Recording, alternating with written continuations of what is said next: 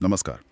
आज हम aviation history की एक बहुत ही दुखद घटना के बारे में बात कर रहे हैं। 1996 का चरखी दादरी हवाई टक्कर। जी ये हवा में हुई अब तक की सबसे घातक टक्कर मानी जाती है। हाँ बिल्कुल। तो हमारे पास जो जानकारी है उससे हम समझने की कोशिश करेंगे कि ये हुआ कैसे।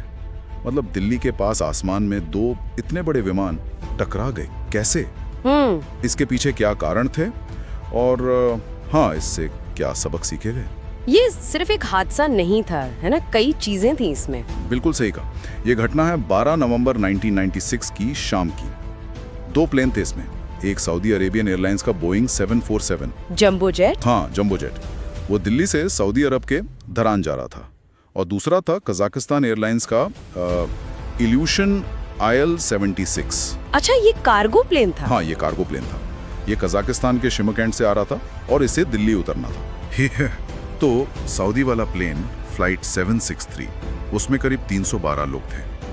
वो दिल्ली से टेक ऑफ करके पश्चिम की तरफ मुड़ा और 14,000 फीट की ऊंचाई पर चढ़ रहा था। जी। और जो कजाक प्लेन था फ्लाइट 1907, उसमें 37 लोग थे। वो पूरब से दिल्ली आ रहा था और उसको उतरने के लिए कहा गया था कि 15,000 फीट पर रहो। हाँ, यहीं पर बात समझने वाली है।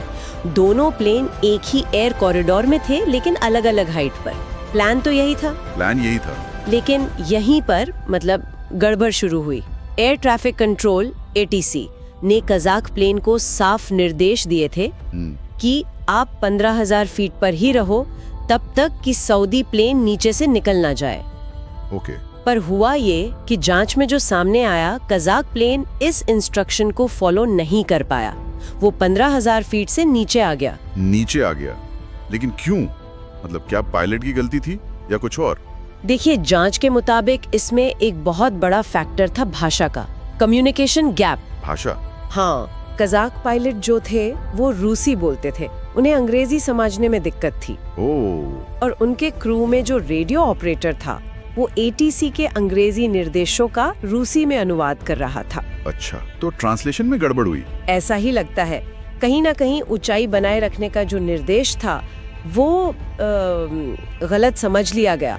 शायद उन्हें लगा कि उन्हें 14,000 फीट तक आने को कहा गया है, जबकि रुकना 15,000 पर था। ये सोचना भी कितना मुश्किल है, इतने प्रेशर में एक दूसरी जबान में मिल रहे इंस्ट्रक्शंस को समझना। बिल्कुल। और उन पे तुरंत अमल करना।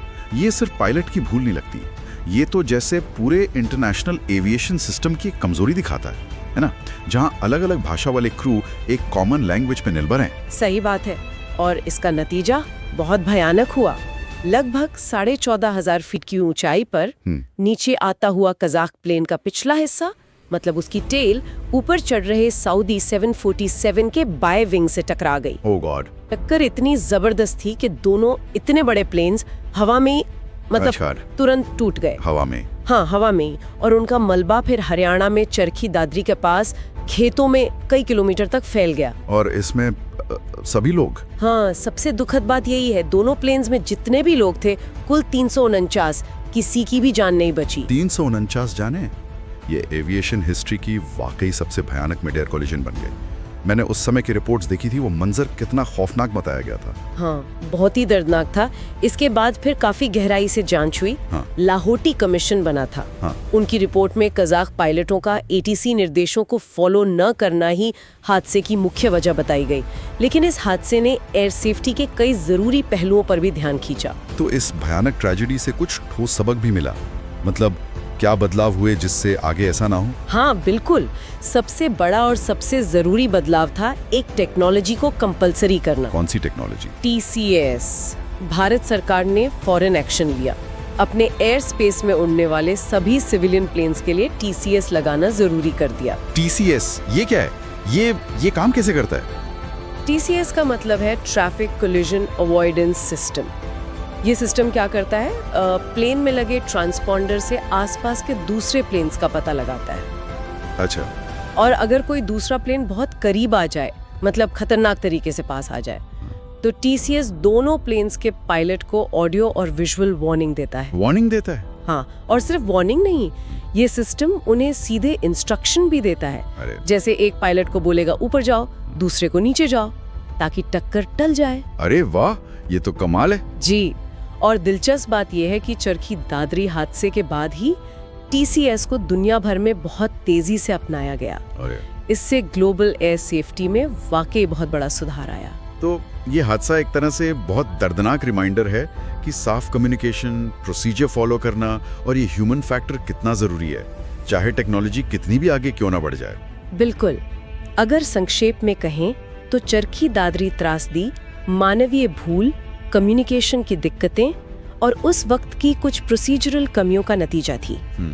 लेकिन इसने एक बहुत जरूरी सेफ्टी टेक्नोलॉजी TCAS को अपनाने में अहम रोल निभाया और यकीनन इसने भविष्य में बहुत सी जानें बचाई हैं। हाँ, ये सोचने वाली बात है कि आज भी जब ऑटोमेशन और AI जैसी चीजें एविएशन में और ज्यादा आ रही हैं, तब भी इंसानी समझ, सतर्कता और साफ बातचीत कितनी जरूरी है, शायद पहले से भी ज्यादा, है ना?